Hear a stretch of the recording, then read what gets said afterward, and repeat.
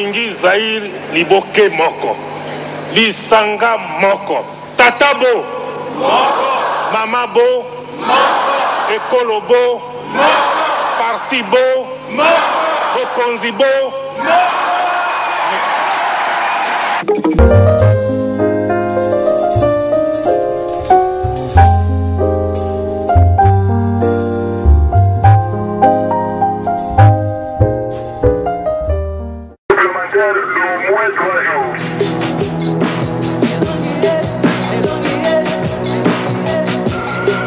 La forêt équatoriale africaine est la deuxième du monde après l'Amazonie.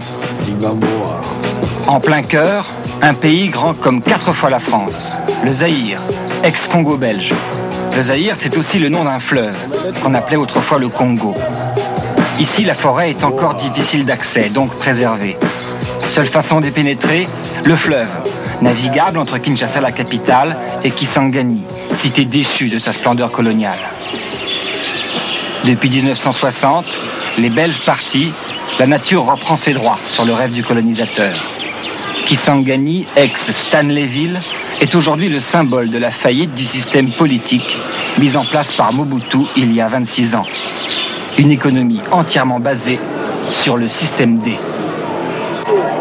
Une des seules structures qui fonctionne encore, tant bien que mal, c'est la société Onatra qui régit notre bateau, le colonel Kokolo. Il doit partir pour son voyage de retour sur Kinshasa. La croisière commence mal. L'embarquement va prendre 4 jours de plus que prévu. Chacun s'installe là où il trouve de la place. La plupart des commerçants font l'aller et le retour. Le bateau est leur maison. Ils attendent.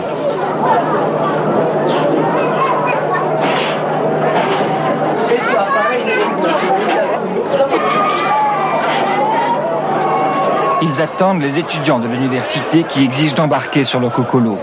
Leurs professeurs sont en grève, comme partout dans le pays. Les étudiants veulent rentrer chez eux, à Kinshasa ou ailleurs. Sinon, ils menacent de mettre la ville à sac. Le gouverneur de la région cède au bout d'une semaine.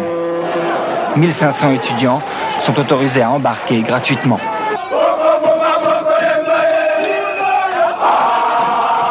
Les jeunes fêtent leur victoire. Par leurs chansons, ils s'adressent directement aux militaires qui contrôlent le départ du bateau. «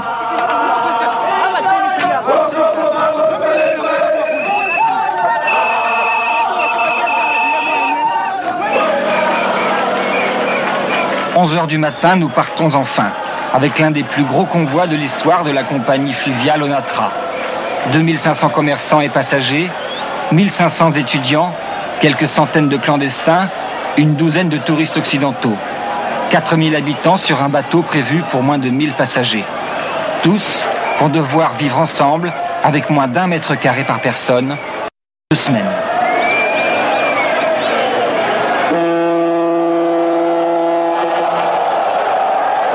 Des bars, des restaurants, un commissariat de police, des lieux de culte, 5 dispensaires, une ville de 250 mètres de long.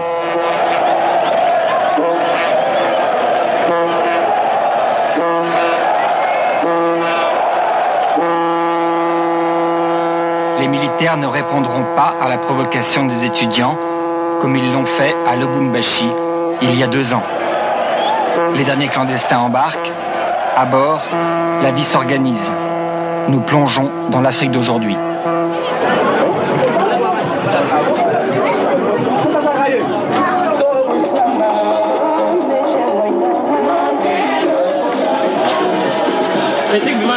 Voilà mon magasin.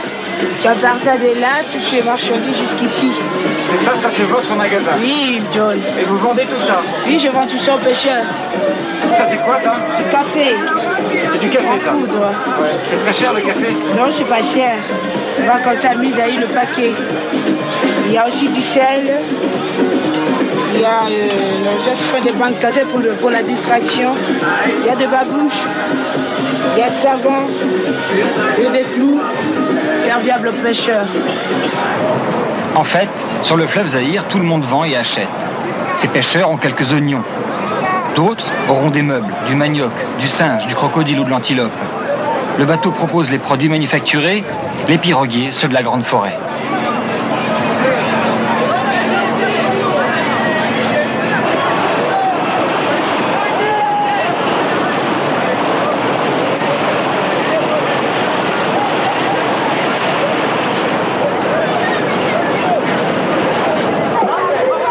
places sont chères. Les plus prisées sont celles près du bateau, près des commerçants. Quelquefois, il faut se battre.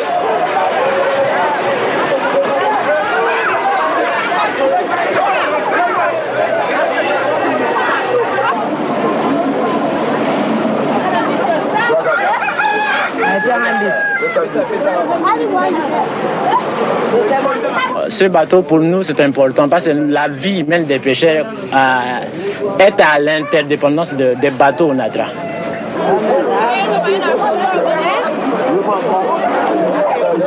Le bateau est le plus grand marché d'échange du Zaïre. Il représente 25% de l'alimentation de Kinshasa, ouvert 24 heures sur 24. Je reste ici tout le jour. Et la nuit aussi? Je dors ici. Et vous n'avez pas une cabine? J'ai une cabine, mais maintenant c'est plein. Vous gagnez beaucoup d'argent? Oui. Combien? On gagne. Combien par mois? Par mois. Pour un aller-retour? Non, je ne dis pas ça. Ça, c'est le secret commercial. Enfin, en tout cas, c'est pas mal. C'est bien. Le Kokolo est la seule boîte de nuit ouverte dans la forêt équatoriale. Ici, en 3e classe, on dort comme on peut. Comme partout au Zaïre, la notion de tapage nocturne n'existe pas. En 3e classe, le voyage coûte 1 200 000 Zaïre, environ 350 francs, nourriture comprise, que l'on ait une cabine ou pas. Les secondes sont au 1er étage. Le prix, 550 francs, avec douche et toilette.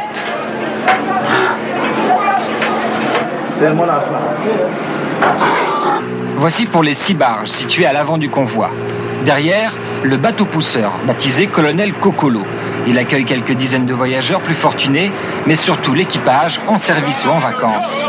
Les cadres en congé peuvent voyager gratuitement. Il faut venir voyager, se reposer comme ça. On mange et on lit. Et oui, après les vacances, je rentre au boulot. Chaque employé peut amener toute sa famille. Ici, le chef mécanicien. À l'étage, les premières simples, avec moustiquaire. 900 francs tout compris, une salle de bain pour 2 cabines. Au niveau supérieur, les premières semi-luxe, air conditionné, salle de bain particulière, 1200 francs. Enfin, les cabines luxe, avec service dans les appartements. Même prix que les semi-luxe, mais réservés aux personnalités importantes. Ici, la famille d'un général de l'armée, précédemment occupé par le président Mobutu lui-même.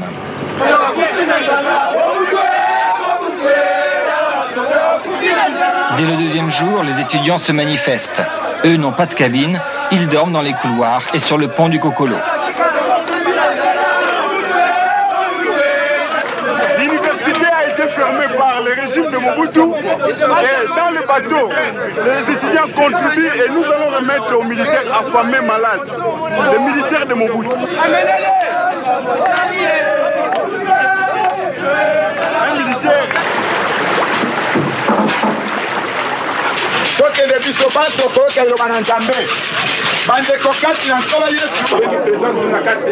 Partout sur les barges, on célèbre la messe. Dans leur grande majorité, les Zaïrois sont chrétiens pratiquants.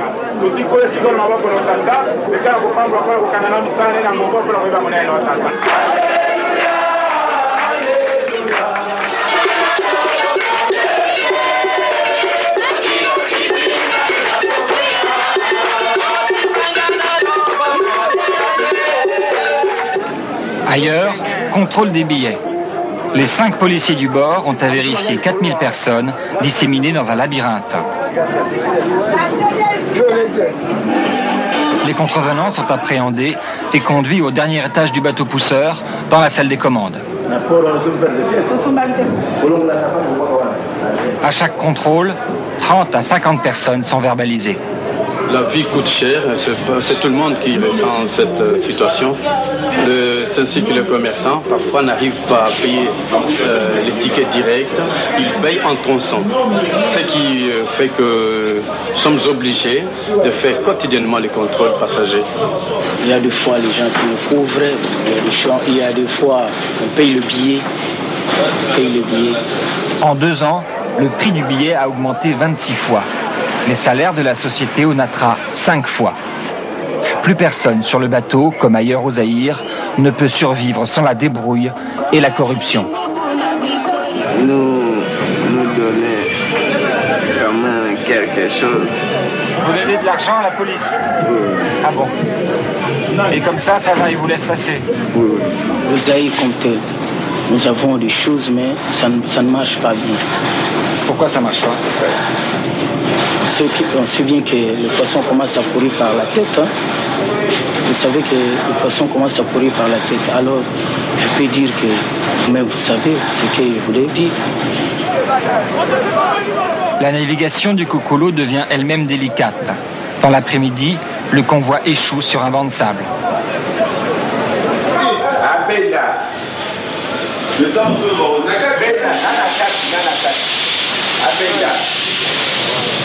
Première chose, désolidariser le pousseur du reste du convoi. Le Cocolo va alors tenter de se frayer un passage dans le sable. Ensuite, il faudra chercher une autre route pour le convoi, une opération qui peut durer longtemps. Ça peut durer des heures ou des jours. Ça vous arrive souvent? Oui, pendant la saison sèche. Mauvaise nouvelle. En fin d'après-midi, le pousseur s'est à nouveau ensablé. Sur les barges, privées d'électricité, c'est l'inquiétude. Nous sommes très inquiets, très inquiets. Notre souhait, c'est de voir le bateau se dégager.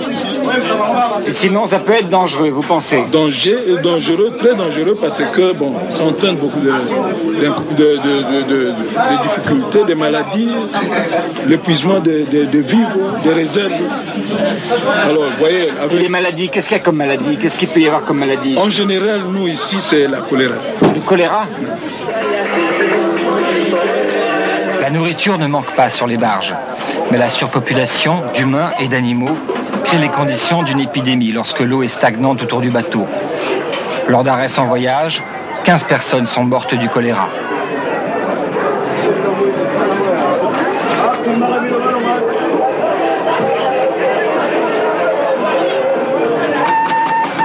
Sur le Cocolo, à 100 mètres de là, on prévient Kinshasa.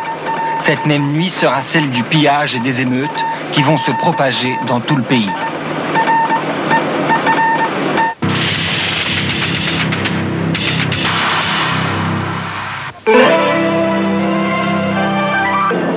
Pendant la nuit, les barges ont légèrement dérivé. Il devient possible de les tirer hors du banc de sable.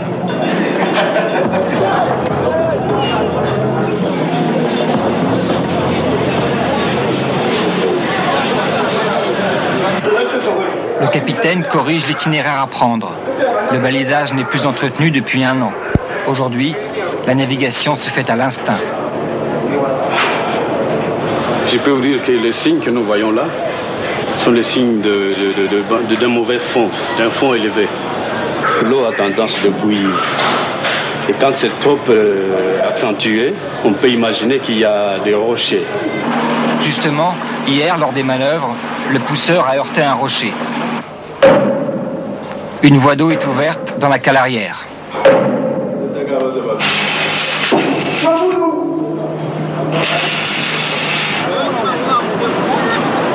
Quatrième jour de voyage, 450 km parcourus, arrivé à Bumba, centre agricole important. Les étudiants sont furieux. Une barge supplémentaire leur était destinée, mais elle est occupée.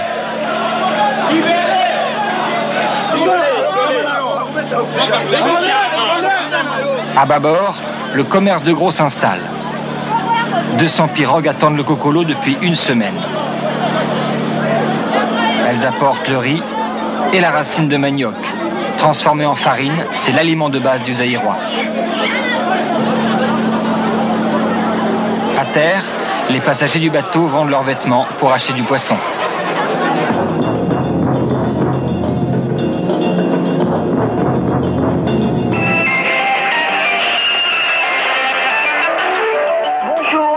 Ce matin à Kinshasa, capitale du Zaïre. Ils se sont étendus à plusieurs quartiers commerçants de la capitale, à l'initiative, semble-t-il, de militaires mécontents du non-paiement de leurs soldes. Des villages de ressortissants belges ont également été attaqués. L'espace aérien du Zaïre est resté fermé. Coup d'État au Zaïre. Coup d'État au Zaïre. Le lendemain matin, nous sommes personnellement pris à partie. Dans la nuit, les étudiants ont entendu sur Radio Congo que les militaires français avaient empêché la chute de Mobutu, qu'ils condamnent dans leur grande majorité. Pour eux, nous sommes des représentants de la France. Nous nous disons que ce sont les Français, spécialement les Français, qui soutiennent les régimes dictatoriaux africains.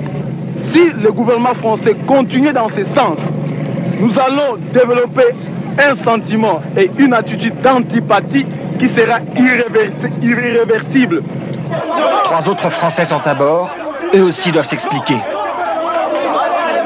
Il nous faudra de nombreuses heures de discussion avec des centaines de passagers pour parvenir à continuer notre travail.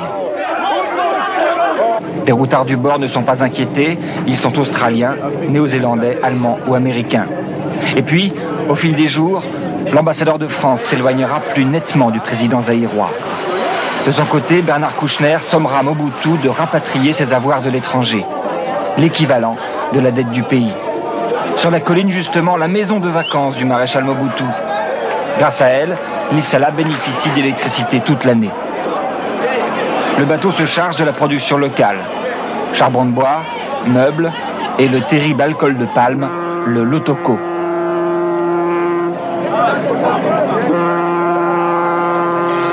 Malgré les violences qui déchirent le reste du pays, étudiants et piroguiers fêtent le passage du Kokolo dans la ville du Lotoko.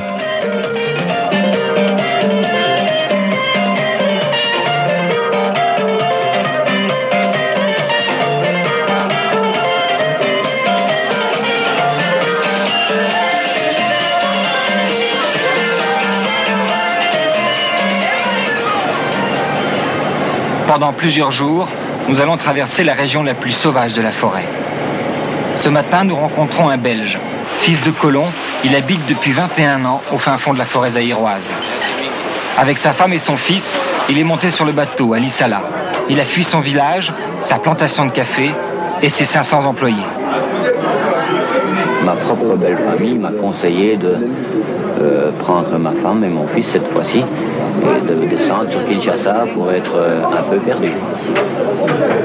Lors de problèmes qui se sont passés en 1964, la plupart des expatriés qui étaient dans la région ont été, tués et mangés.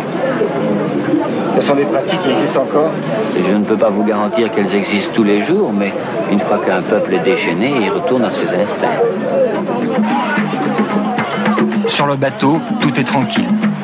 La loi est celle du commerce, et la région que nous traversons la plus riche. C'est ici que les piroguiers vont apporter le gros des vivres destinés à Kinshasa. En quelques jours, le Kokolo pourra être rebaptisé Arche de Noé.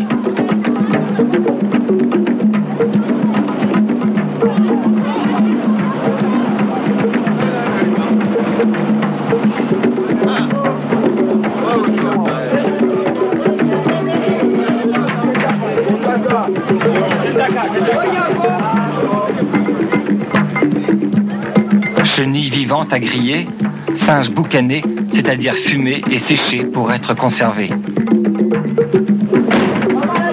La viande périssable est stockée dans les chambres froides. Chaque bête est étiquetée et consignée sur un registre.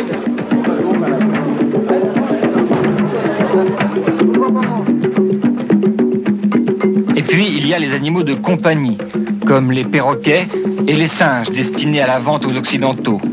Un commerce illicite. Le chimpanzé est une espèce menacée.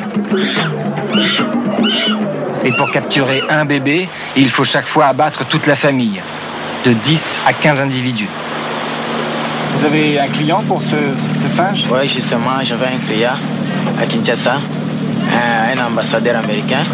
C'est ça, c'est mon client. Et il vous a dit, allez me chercher ça? Justement. Et vous l'avez acheté combien? J'ai acheté à 150 000. 150 000, ce qui fait à peu près 50 francs français. Et vous allez le vendre combien? Bon, moi je ne sais pas, on peut discuter les... Ça peut aller jusqu'à combien un petit chimpanzé comme ça? À peu près 5 millions. Nous avons compté 10 chimpanzés sur le bateau. Environ 150 bêtes auront été tuées pour leur capture. Réservoir de toutes les richesses du fleuve, la région est aussi le pays de la mouche tsetse. Nous apprenons avec joie qu'elles ne sont mortelles qu'après plusieurs piqûres.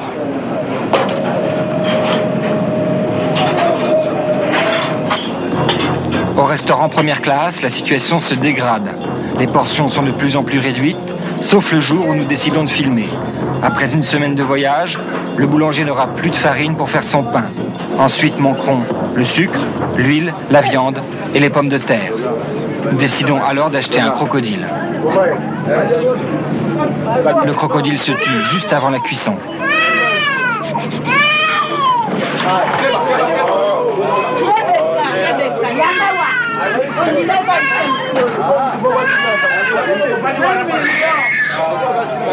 La garantie d'une viande fraîche. J'ai mangé du crocodile, j'ai mangé du singe avec eux, j'ai mangé les tortues de brousse, toutes les nourritures que je ne connaissais pas, j'ai voulu les goûter, même les chenilles, ça j'en ai pas repris 2 fois, c'est un goût un petit peu spécial, ça a du mal à passer pour nos goûts occidentaux. Thierry est sur le bateau depuis plus d'1 mois. Il a fait l'aller et le retour. Son objectif, écrire un livre. Pour nous, il évoque un personnage qu'il a rencontré, un ancien militaire devenu trafiquant. C'est un peu un aventurier un peu dans son genre. Il allait acheter des munitions au Congo, il allait les revendre aux chasseurs dans la forêt, et acheter les saphirs aussi avec l'argent qu'il récoltait, parce qu'ici il ne faut pas garder la monnaie locale, elle perd la valeur de moitié tous les mois. Moi je fais le commerce de ça. J'achète ça puis je pars vendre ça à Kinshasa.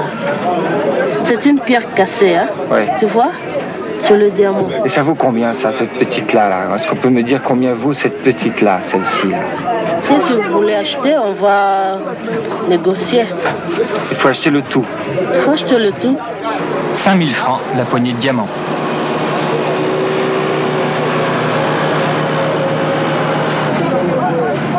Mbandaka, dernière étape. Très attendu pour le ravitaillement, plusieurs centaines de militaires nous interdisent de débarquer.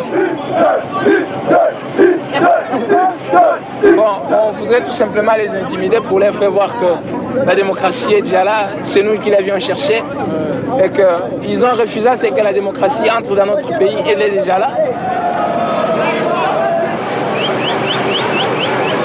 Malgré une intervention du capitaine, le Kokolo devra quitter Mbandaka sans s'être ravitaillé. À bord, la circulation devient impossible dans les couloirs. Seule solution, passer entre les barges ou tout simplement ne plus bouger. Dans l'un des 5 dispensaires, un infirmier tente de sauver un bébé de 18 mois mourant. Depuis plusieurs jours, il refuse de s'alimenter.